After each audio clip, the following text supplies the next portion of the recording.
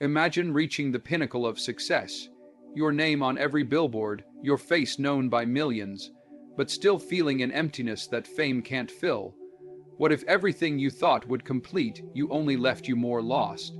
Today, we're going to explore a journey that shifts from the bright lights of Hollywood to the profound peace of faith. It's a path of transformation, of questioning, of seeking something deeper than the world can offer.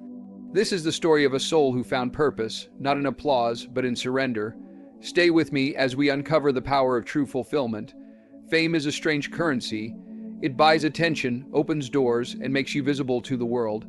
But it doesn't buy peace. From the outside, the life looks perfect. Red carpets, awards, interviews, the applause of millions. But behind the scenes, behind the bright lights and flawless performances, there can be a quiet void. It starts as a whisper, a question that fame can't answer. Is this it? The world tells you that once you make it, once you're known, respected, and celebrated, you'll finally be whole, but it's a lie dressed in diamonds. Fame feeds the ego, but it starves the soul. You find yourself surrounded by noise, but somehow lonelier than ever. The days blur. The roles keep coming, the money flows, but the spirit is restless. Something's missing, and the success only makes the absence louder. People don't see that part. They see the image, not the internal battle. They see the charm, the confidence, the control.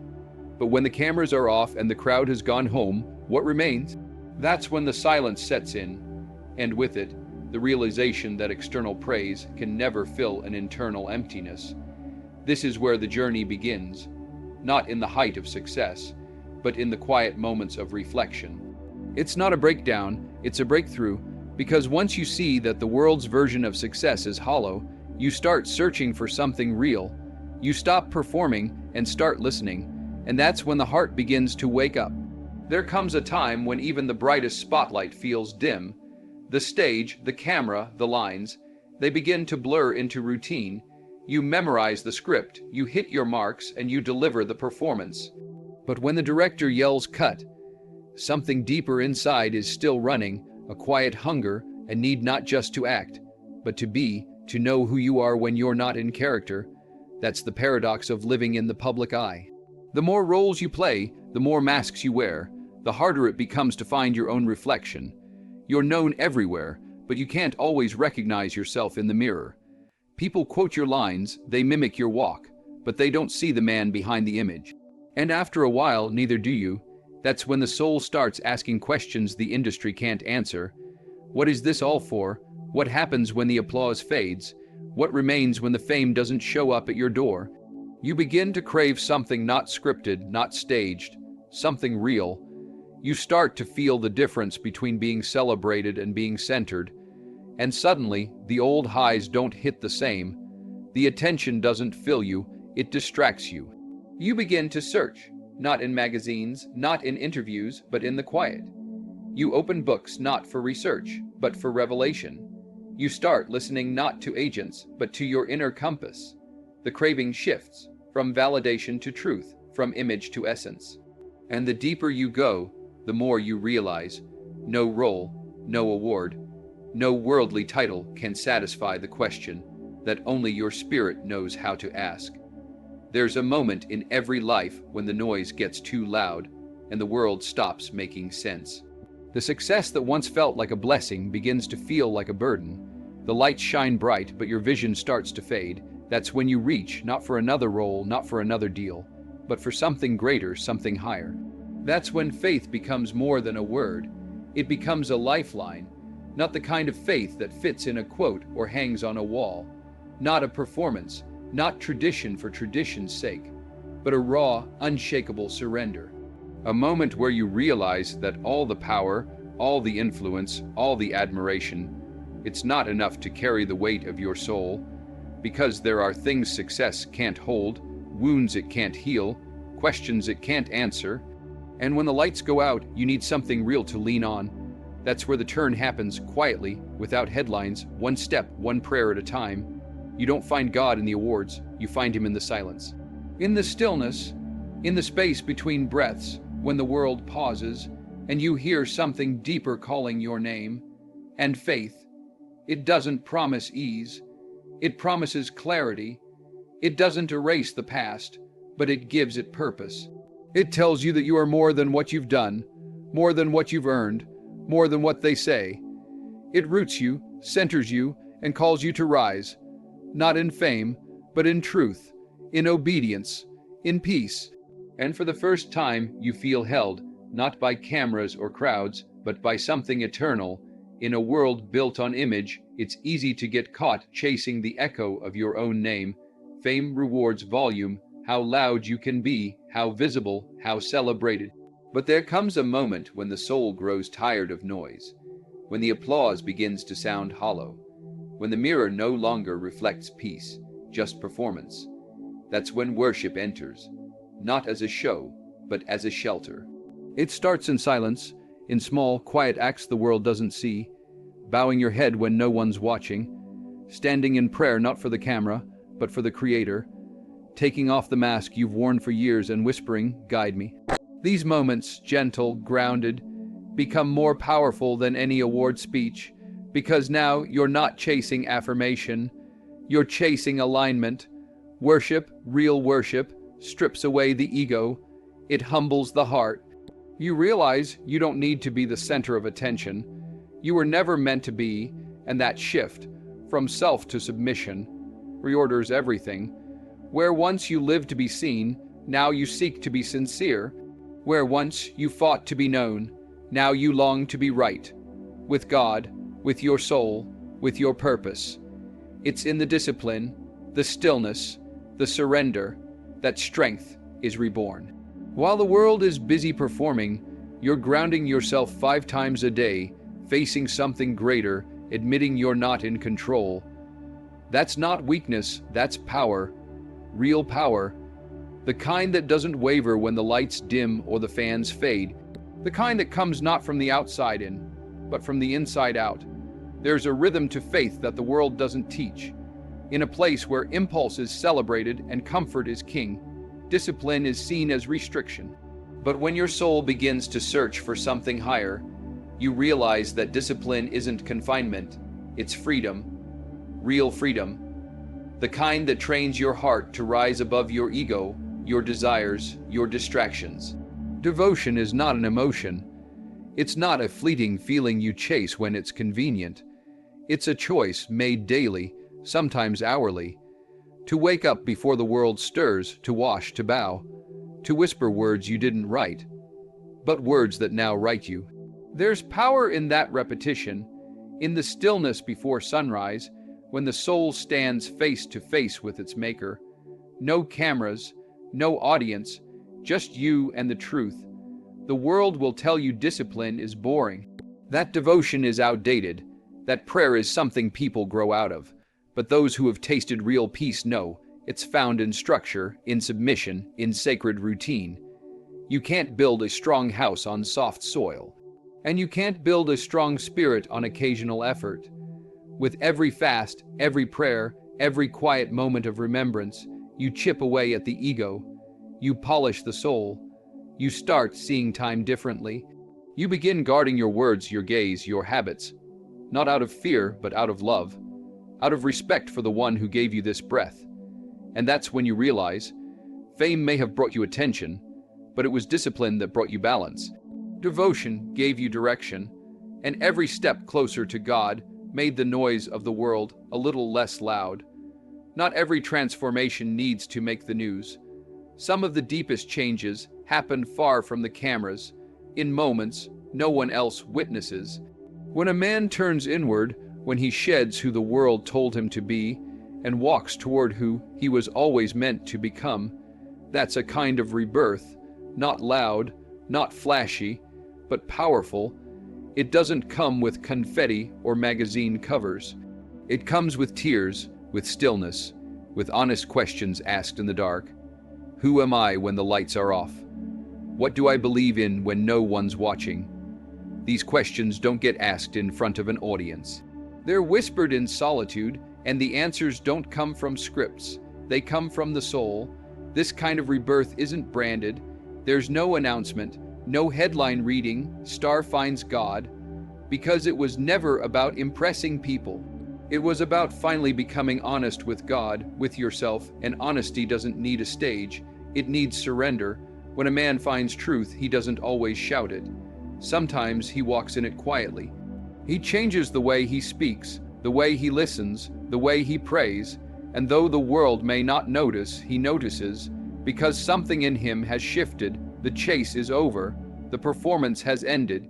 What's left is real, and in that stillness, that anonymity, he discovers something fame never gave him. Freedom. Not the freedom to do whatever he wants, but the freedom to do what's right. A new beginning, not in front of millions, but in front of one. The world sees the smile, the suit, the swagger. It sees the crafted interviews, the poised speeches, the roles that win awards. That's the public persona, the version built for the stage, for the spotlight. But behind that polished image is a private life, and in that life, a soul quietly wrestling with truth. Because no matter how sharp the image, it can't save a restless heart. When you live in the public eye, it's easy to become what people expect, to say what sounds right, to act the part. But behind closed doors, when the mask comes off, the real questions begin. Who am I when no one's clapping? Who do I turn to when I'm lost? What do I really believe? That's where surrender begins, not in front of a crowd, but alone, in a quiet room, on a quiet night. It's not glamorous, it's not for show. It's when the man behind the fame drops to his knees, not in weakness, but in recognition, that he's not the author of his own story, that no amount of praise can quiet the need for purpose, for direction, for God. The public persona might win you applause, but private surrender, that wins you peace. It's in that surrender that the transformation takes root. Slowly, deeply, you start walking differently, speaking differently, living with intention. The world may not notice it at first, but you know. You feel it, because now you're not performing for people. You're standing accountable before something higher, and suddenly, being seen matters less than being sincere. You realize that fame is fleeting, but faith, that's eternal. And it doesn't require a stage, only submission. There comes a time when the applause doesn't move you like it used to. The limelight that once seemed so bright starts to lose its shine. You begin to see that being seen isn't the same as being remembered for something that matters. That's when the focus shifts. You stop asking, how many people are watching me? And start asking, what am I leaving behind? Legacy isn't built on headlines. It's built on moments of quiet integrity. On what you stand for when no one's watching. It's not about how many roles you played, but how many lives you touched. How many people you guided toward truth, not through preaching, but through presence. Through example, through consistency, the world trains you to chase visibility, to climb, to compete, to collect trophies that gather dust. But the heart, once awakened, longs for something deeper. It wants to matter beyond the moment. To plant something lasting, and that seed gets planted not in fame, but in faith. You start living differently when you know you're not here forever. You move with more purpose. You speak with more care. You give more than you take. Not because a camera is rolling, but because your soul knows what truly counts. You think about your children, your community, your creator. You stop performing and start preparing. For the day your name fades, but your actions remain. The limelight can blind you. Legacy guides you. Limelight disappears. Legacy lives. And once that shift happens, every decision begins to change. The roles you take, the people you surround yourself with, the time you give, you start choosing what builds character over what brings clout. In every career, there's always someone calling the shots. A director behind the camera, shaping the story, setting the tone, saying, action. But life isn't a movie, and there comes a point when you realize the real direction can't come from a man in a chair. It has to come from above.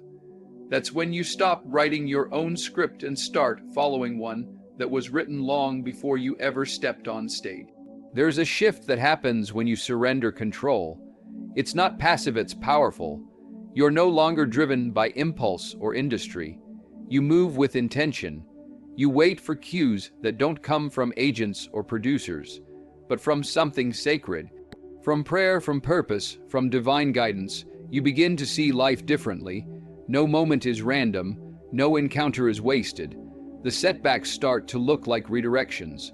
The closed doors start to feel like protection. And the victories, they feel lighter, because now you know you didn't win them alone. You're being led, shaped, refined, not just for success, but for significance. Each day becomes a scene you enter with awareness. You speak with more weight, you listen more closely, you know who's directing the show, and it humbles you, it grounds you. You don't have to pretend to know it all. You just have to follow the signs, stay in character, your real character, and trust the one guiding the frame. You're no longer chasing roles, you're living in your role, a servant, a seeker, a soul that's found something far greater than fame. Now, every action feels connected. Every choice feels sacred, because you're no longer driven by your own hand. You're guided by the hand that made you. In a world obsessed with looking outward, it's easy to forget the power of looking inward. We are constantly told to measure ourselves by external standards, how we look, what we own, how we perform. The applause, the accolades, the likes, they all push us to focus on the outside. But there's a quiet revolution that happens when a person begins to turn their gaze inward.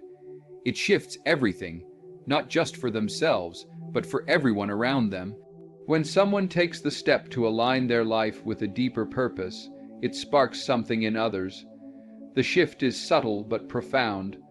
The world sees you rise, not just in success, but in authenticity. And suddenly, people start to ask themselves if they can make that change. What about me? What am I chasing? What am I living for? The journey isn't about broadcasting every moment of transformation for applause. It's about becoming a quiet light, a beacon of integrity, of humility, of realness. When you choose to live in truth, when your actions reflect your beliefs, it has a ripple effect. People begin to wonder, what am I doing with my life? Where am I heading? Am I simply performing, or am I truly being? This is where real influence begins, not from the stage, not from the screen, but from the everyday, ordinary moments that reveal your character. When people see you walking in your truth, they can't help but question their own. They start seeking, searching, longing for a deeper connection, not just with the world, but with themselves. They begin to understand that the loudest voice isn't always the one that speaks the most. It's the one that listens. Your journey toward self, discovery, toward faith, toward purpose, becomes a mirror for others to reflect on their own path. Would you like to review any of the points, or is there something else you'd like to explore further? The journey from Hollywood fame to Islamic faith is not just a story of transformation. It is a story of rediscovery. It's about realizing that true fulfillment doesn't come from applause or fame, but from aligning the heart with purpose. It's about shedding the weight of ego and embracing discipline, devotion, and quiet surrender to a higher power. This journey teaches us that legacy isn't built on visibility, but on integrity, and that real guidance comes from within, not the outside world. Let us all look inward, seek truth, and walk in the light of our faith. Thank you for taking the time to reflect on this journey with me. May your own path be filled with clarity, peace, and purpose. Keep seeking truth, stay grounded, and trust in the guidance that will lead you to your highest self. Good luck on your journey. May it bring you closer to the answers you seek. Thank you again, and may you be blessed with success and peace in all that you do.